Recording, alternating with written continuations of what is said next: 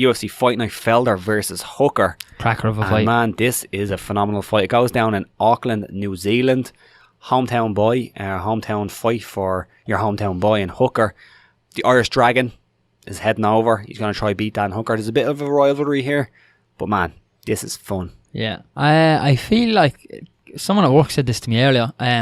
In most of the divisions, you're looking at a number one contender fight here. Yes. But lightweight is stacked at the minute. Yeah. They're probably still 2 fights minimum away from a title shot. Brilliant fight. Really fun. I'm probably going to stay up for it, given all the fights that are on. So yeah, looking forward to this one. Yeah, which for you and I think for me at this point in our careers, not many fight cards will keep us awake. Yeah. It's a tough one. But I want to break this one down a little bit.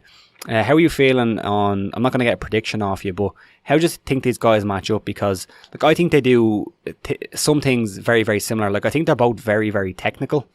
But I think Paul Felder is more of that traditional Muay Thai move forward type of guy, and he'll stay technical in that way, but you have Hooker, who is more of a guy who can be a bit slicker on the back foot, and he can, he can fight a bit better at range. Of course, he's the rangier guy, but I don't necessarily think that Felder fights that well moving backwards. So I do wonder what will happen when these two guys come together, because Hooker doesn't mind fighting on the back foot, but maybe that will give Paul Felder an edge if he does concede, that he lets Paul Felder come forward. So, how are you saying this one? I think Hooker poses more problems to Felder than Felder poses to Hooker. Yes, I think he's just trickier. I think Hooker's just trickier, coming from that city kickboxing gym, which is just killing it at the minute. We've seen what they're like with their feints. They're just tricky strikers. Yeah. They're awkward. You can't really get a read on them. Yeah. I think you're right, Felder is a little bit more traditional in his style. I think you know what to expect with him a bit more, right? Yeah, well, he's been around longer, so there is more tape on him to study. I think, there is just more. He's easier to game plan for than Hooker will be the game plan for from Felder's perspective. Yeah, I'm not saying Felder's a basic striker, but not at all. But what I'm saying, what I'm trying to convey is that he'll throw tricky stuff, as in he'll throw a spinning back fist or a spinning elbow off the break, stuff like that. Whereas Dan Hooker will throw a fade off knee, something a bit trickier and slicker, and he won't go to the well with that. Whereas sometimes you find with Paul Felder, he'll throw spinning shit all over the place. Now I think he's getting a lot better at that. I think earlier in his UFC career, he had a lot of success with spinning back fists and stuff, and he just kept going to it. Yeah. But I think he's got better. And one thing as well, I like this kind of conversation happened with DC as well. Do you think that Paul Felder, looking at how he's looked lately, since he started doing UFC commentary, has he got better?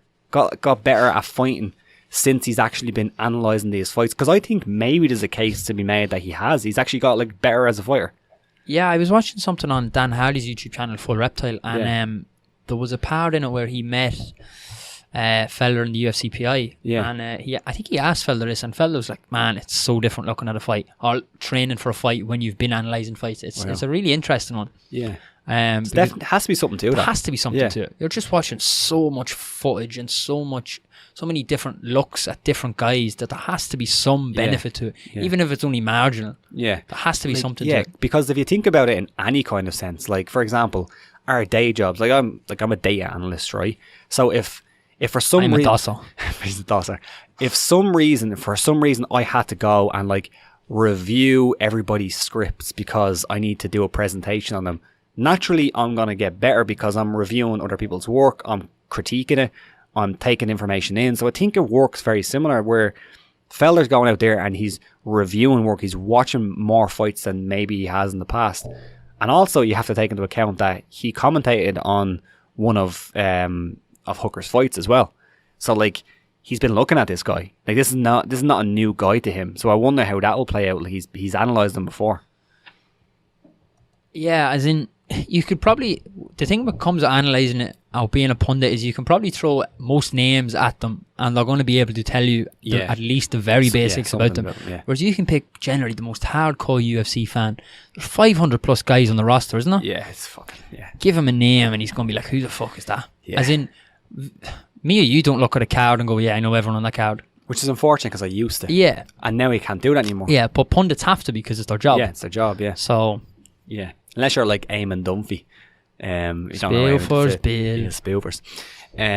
So yeah, what's your pick now? I'll take Hooker. Hooker. Yeah, big fan of Hookers. Yeah.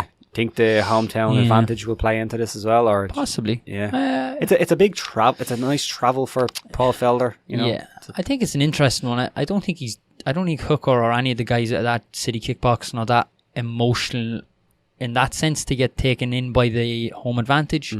I think they're quite unattached when they need to be. Yeah. So I think it's not necessarily the benefit in the sense that it usually is. I think just being at home for the whole camp, not having to travel that far would be an advantage. Yeah.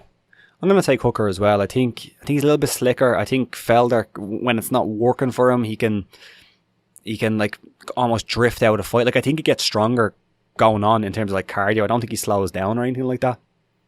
But I just think that sometimes when he's losing a fight, it just kind of drifts away from him. And I feel like Hooker will be able to keep the momentum up and fight. It is 5 rounds. We have seen Paul Felder not go 5 rounds. No, he's never gone 5 rounds. And Hooker, he's never gone 5 rounds either. So that'll be interesting. They both said that they like 5 rounds. I think they'll fight better 5 rounds. But yeah, I'll go with Hooker.